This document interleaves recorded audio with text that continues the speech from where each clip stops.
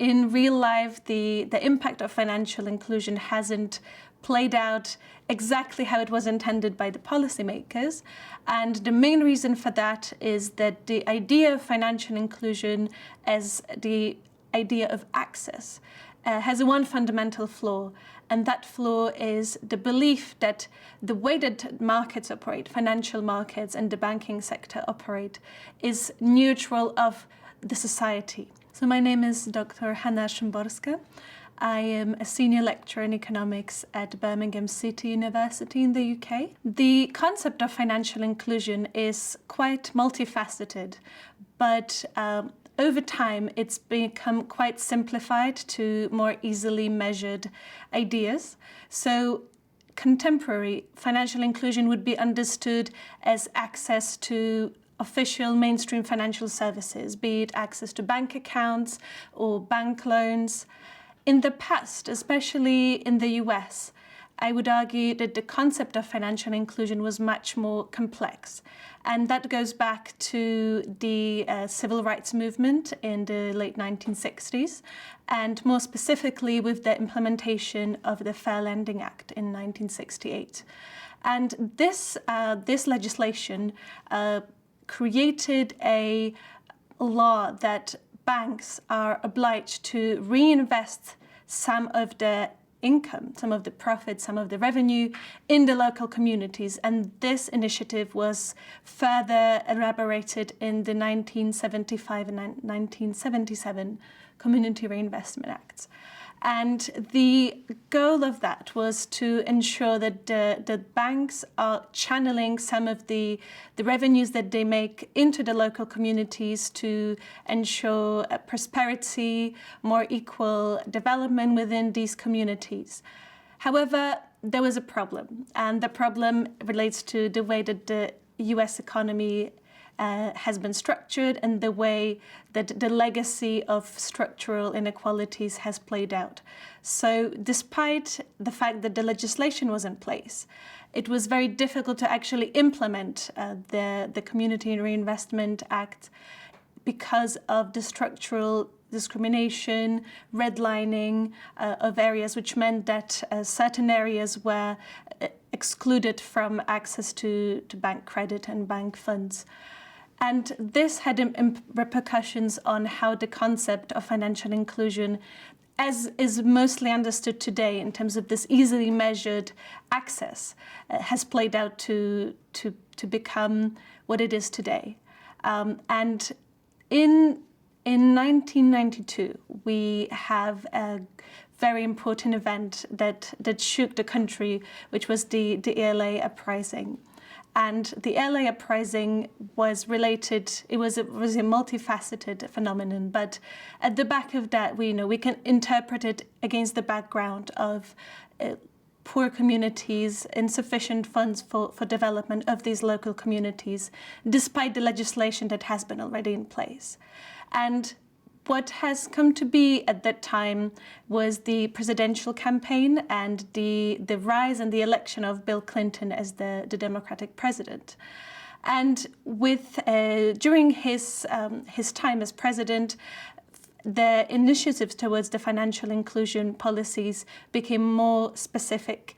And in 1994, another piece of legislation was passed, which kind of birthed the concept of the term of financial inclusion as we understand it today. Financial inclusion is very tightly linked to wealth inequality. And again, the direction of relationship is not easy to understand, and it's not easy to conceptualize, because the conception of financial inclusion revolves around the idea that access to mainstream financial services, access to bank funding, will reduce wealth inequalities over time, because first of all, if we think about the broader concept of community reinvestment, if these local communities have access to bank funds, they will be able to fund their local infrastructure, schools, healthcare, and that would over time improve the quality of life and contribute to a reduction of inequalities between different communities.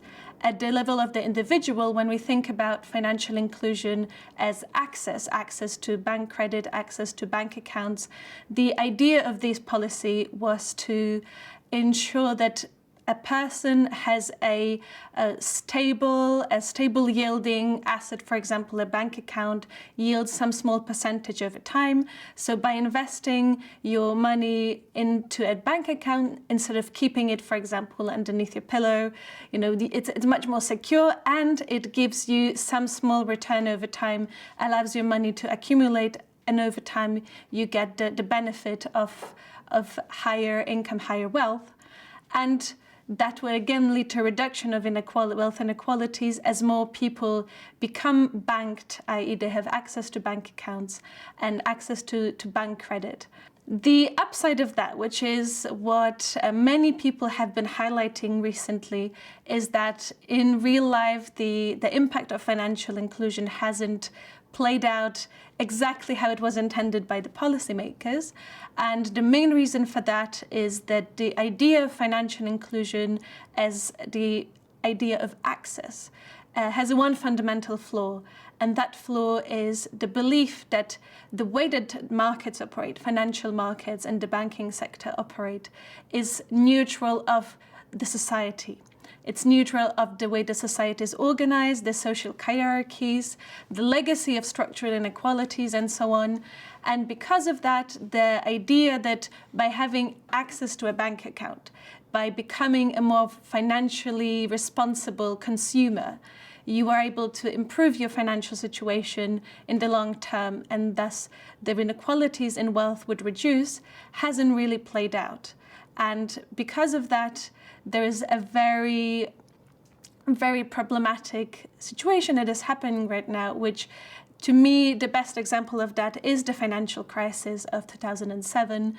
The financial crisis in 2007 was preceded by a massive expansion of subprime loans, that is, loans to low-income households that would have previously been excluded from access to credit.